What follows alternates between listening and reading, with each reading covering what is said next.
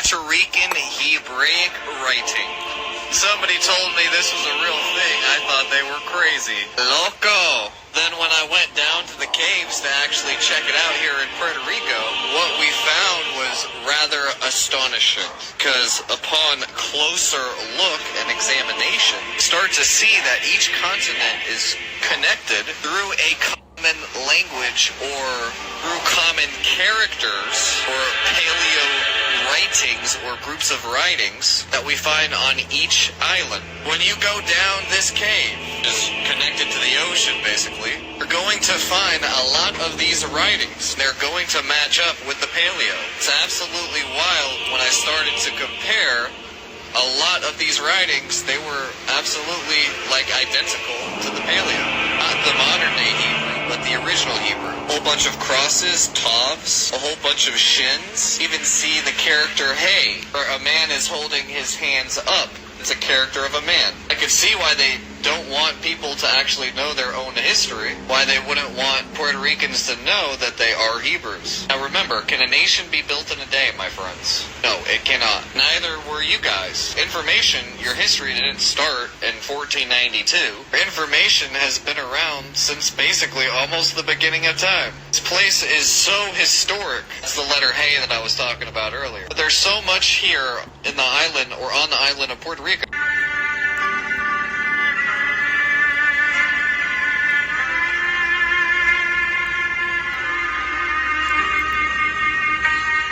Sería un nuevo sistema en las Américas donde no existe nada parecido a esto, y yo creo que abonaría elementos para algo que nosotros llevamos viendo hace tiempo, y es el hecho de que las sociedades indígenas de Puerto Rico y el Caribe tenían un conocimiento mucho más complejo del que nosotros le habíamos atribuido previamente.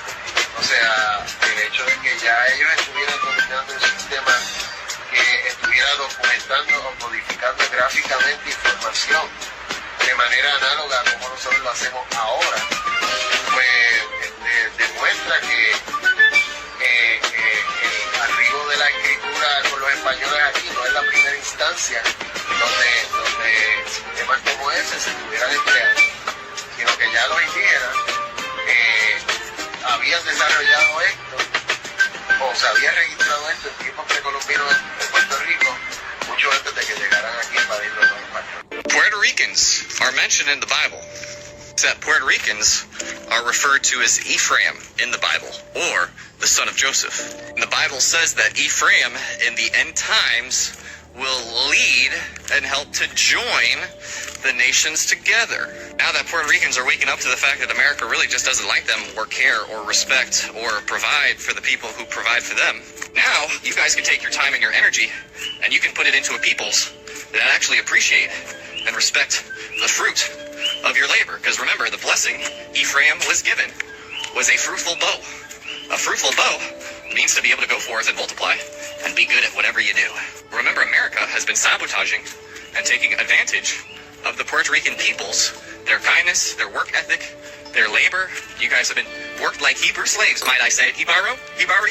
So something's starting to add up when we take a look at what Barican means. Baricua equals land of the brave lords. Joseph was the lord, or he was the king, same thing, of Egypt. Now remember, there's the northern kingdom of Egypt, there's the southern kingdom of Egypt. There's the northern kingdom of Israel, there's the southern kingdom of Israel. You have the East Indies, the East indigenous, and then you have the West indigenous. And you take a look at the root word of that, Indios, and you're like, man, this entire culture is saturated with spiritual meaning. Just like how you say El Jake. El equals a representation of a lord, hence the land of the lords. So when people see you in the Spanish culture, they're going to say, oh, buenos dias, El Jake. That's right. Thank you for that title. Thank you for putting El before my name. I appreciate that. You guys have kept the culture much better than these other cultures. And you guys actually notice the masculine versus the feminine. You guys don't really have too much of a, fine line between the two, the way that America and the American school system has done. You guys see, okay, This is a man. This is a woman. This is the culture. Keep it that way. And anybody who's trying to change it, hey, give them the death penalty. That's why I would never I would never even think to touch or to go against another man's family. Here in Puerto Rico, you might get put underneath the ocean. This is no joke. These people might gather their pitchforks and their lanterns, and they might just stand up for what they know is right.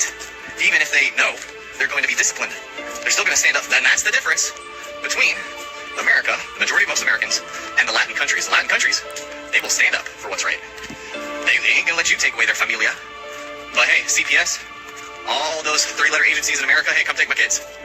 If you try to do that with a Spanish family, you're probably going to end up dealing with something different than what you deal with the American families.